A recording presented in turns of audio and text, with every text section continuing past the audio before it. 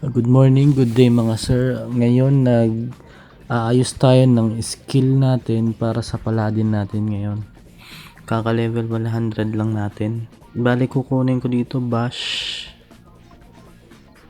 Tingin ko effective din dito yung yung bash pa rin. Magagamit pa rin natin yan sa mga elemental na monster. Kasi wala siyang ibang walang ibang pang-atake tong paladin, lalo na kapag naka-holy yung naka-angeling na yung mga kalaban. Yung mga sa PvP, kapag naka-angeling sila, wala, talo tayo kaagad. Kailangan talaga to ng bash para rin ma-stun natin yung kalaban kapag nag-cooldown yung sacrifice. Kaya importante rin talaga dito yung bash. Yan yung kukunin ko, level 10 bash. Tapos lalagyan ko rin to ng magnum break. Mga level 7 nilalagay ko, 7. Para sa mga naman, mga mabababang level na na monster, para din sa sa fame event, para mga one hit lang natin yung mobs. Meron tayong AOE. Diyan ko ilalagay yung extra na stats. Bali level 10 na bash, 1 fatal blow. Isang provoke lang lalagay natin dyan. 10 endure para unlimited yung endure. Tapos level 10 holding. Ayan, para sa mabilis yung cooldown ng niya. Kapag nag 10% at 20% yata yung HP or 30% HP, nagkakaroon siya ng damage reduction para hindi kagad tayo mababurst ng kalaban kapag low HP na, lalo na kapag may sacrifice tayo at nabawasan ng HP. Magagamit talaga yung holding na yan.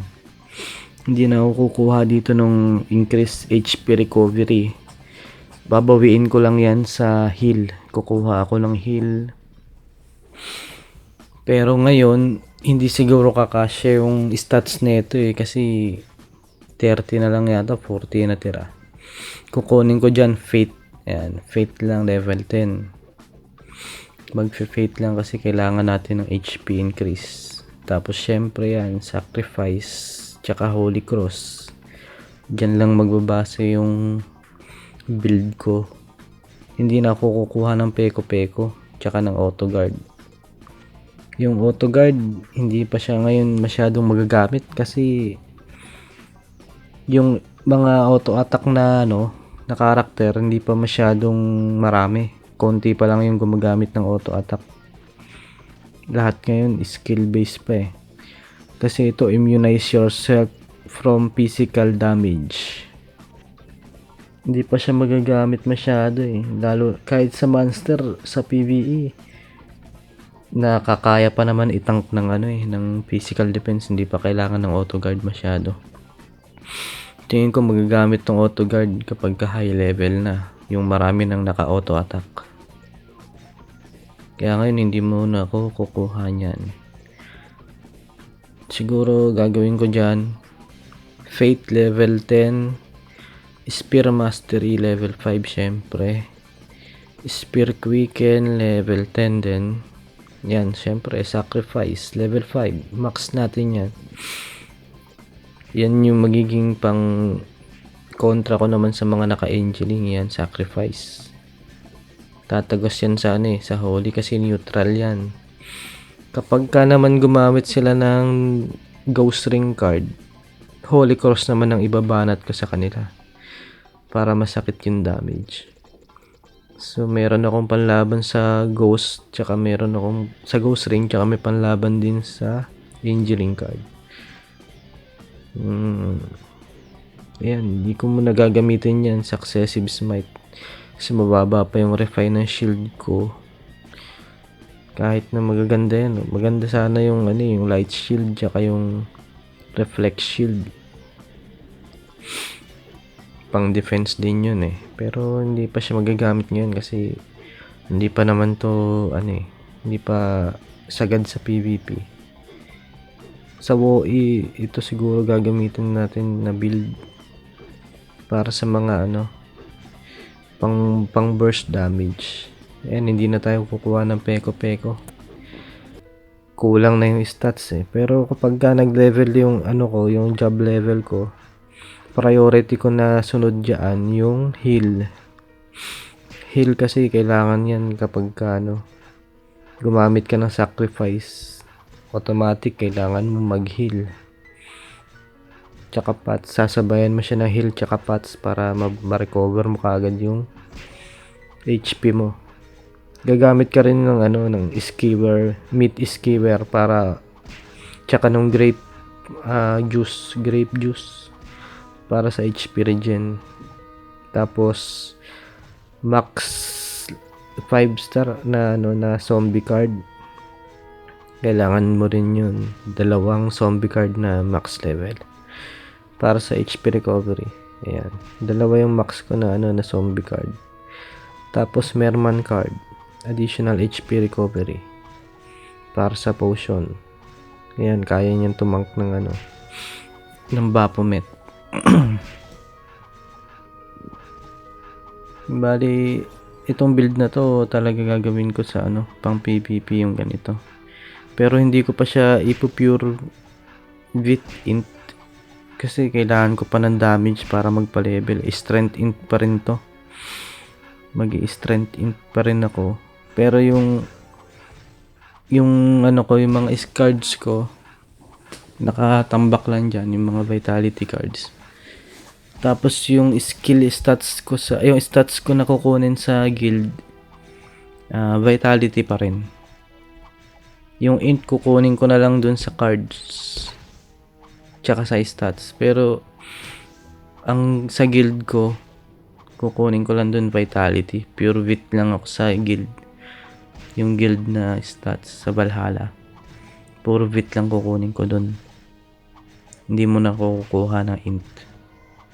Siguro pag na-reach ko na yung 300 na na stats sa vitality sa guild, or 100 sa stats sa guild pala, tsaka na ako maglipat sa int.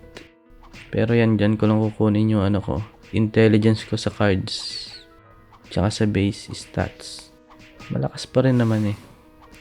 Okay pa rin naman yung damage. Hindi kumpara naman sa mga Lord Knight, mas malakas pa rin talaga yung Lord Knight ngayon. Hindi lang siguro ito pa yung meta ng ng Paladin, para kasi parang hindi siya hindi siya ang tawag dito, pinahina yung Paladin.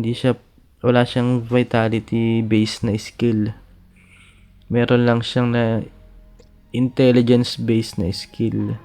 Kaya parang masyadong nerf pa yung Paladin. Siguro sa Royal Guard, pag lumabas na yung Royal Guard siguro, baka magkakaroon to ng vitality base na skill.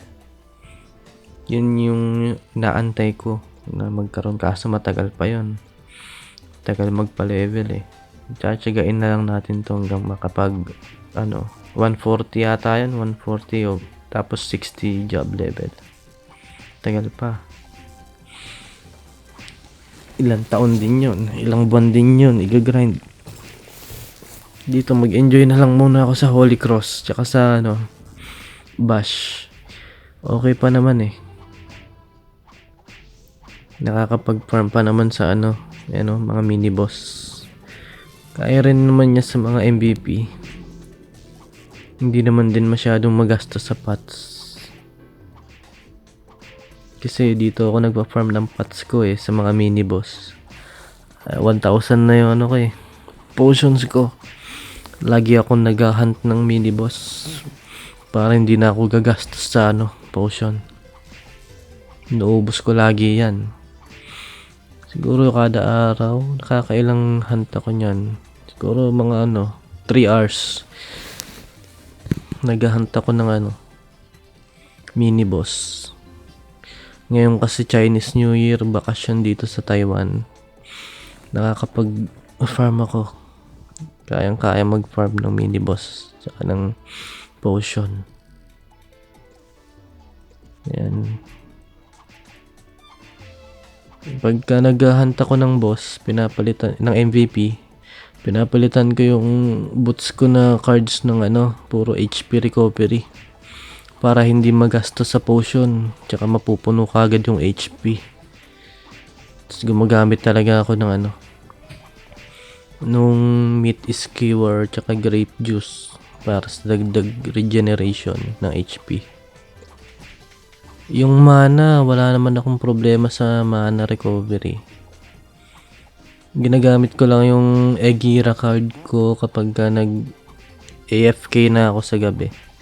Kapag hinahayaan ko na yung karakter na mag AFK sa mga level 100 plus, ganun. Para makatipid sa SP recovery. Pero kung one hit mo yung mobs, hindi mo na kailangan ng MP recovery, ng mana recovery. Kasi one hit naman lalakad na yung karakter mo dun Ayan, kakraft ko pala yan, nakuha ko yan sa boss. Yung Majestic Goat. Vitality din yan Dagdag vitality rin yan.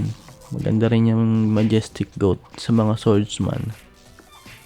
Ganda rin ng forma, angas Yan ang gusto ko talaga na headgear, Majestic Goat. Tsaka dito hindi pa pala ako naka level 99 set na equipments. Kasi hindi ako nakakakuha sa dungeon. Malas ako sa dungeon hunt Hindi makakuha ng level 99 na equipments.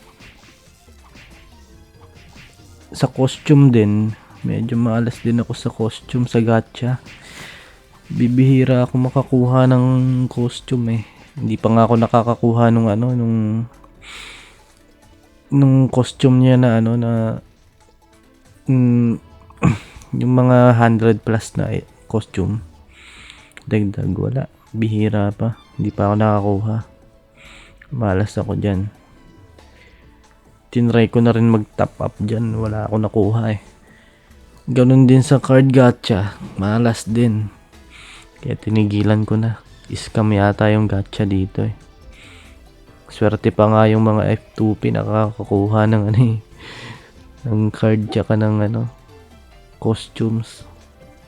Kahit pa isa-isang pitik nakakakuha sila May mga kasama ako sa guild F2P nakakakuha ng costume, gaganda. Kakalot din ng card. Sartihan lang talaga dito. Tsaka kung masipag ka talaga dito mag-grind, lalakas ka rin Tapos nakakasabay sila sa level. Sa una lang lamang yung yung mga bang tawag dyan? Nagdo-donate. Mga sinasabi nila donator. Pero kung talagang whale, yung malalakas na, yun talaga masakit na yun sa PvP. Hindi mo na mapipigilan yun.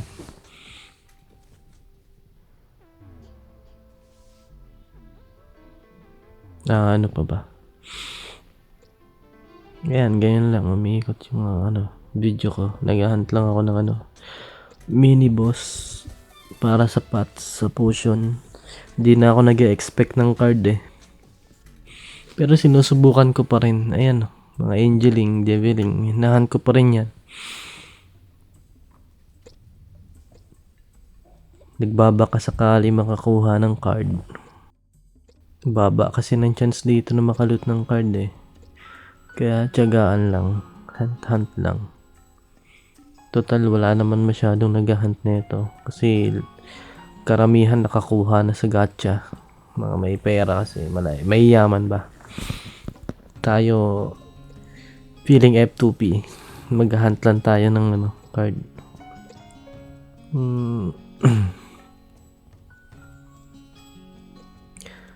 Ayan.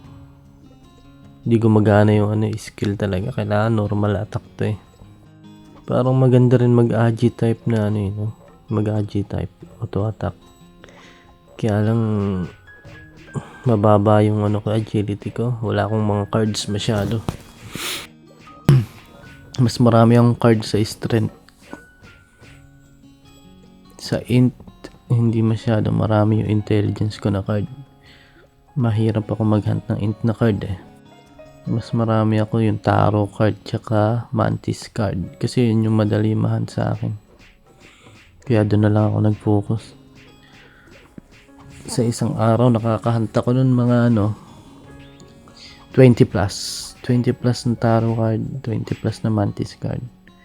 Ngayon tinigilan ko na mag-hunt. Ang dami na masyado ng card ko. Napupuno na yung storage. Focus naman ako sa pa-level ngayon. Na-late na ako sa level eh. Kasi yung word level dito 104 na. Late na ako ng 4 level. Kaya susubukan ko makahabol.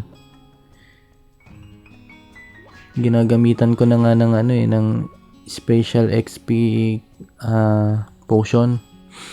Tsaka yung normal XP potion para mag-grind lang ako. Baba kasi ng XP. Hirap mag-grind. Lalo na pag ganito ang build mo.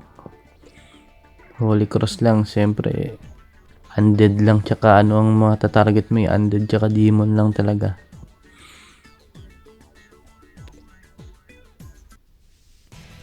Tingin ko lamang talaga sa level dito yung mga auto attack na character.